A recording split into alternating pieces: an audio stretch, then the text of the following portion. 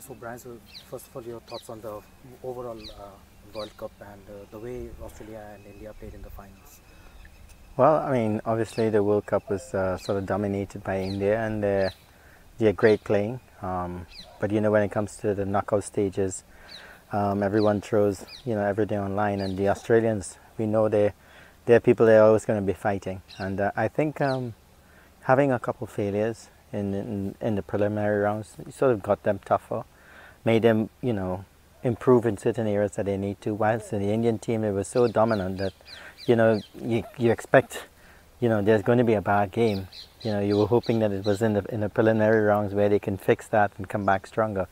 But credit must be given to India the way they've played, and I think the way they've handled the defeat as well, because obviously they went in strong favourites, and at the end of the day, it wasn't their World Cup. It's Australia, so next time.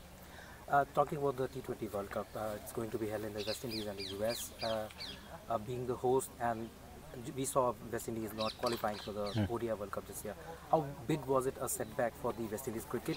And you're missing any World Cup. I mean, we're not accustomed to that. West Indies not making a World Cup, so obviously it's very disappointing, not just for the players but for the public as well, and maybe even financially.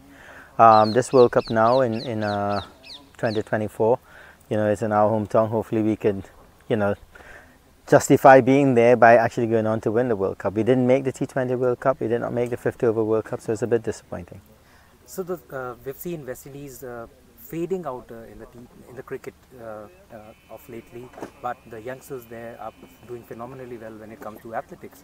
So what are your thoughts on that? Oh, well, athletics is always around. I just think that we're not harnessing the talent that we have in the right way, and if we start doing that, you're going to see the results.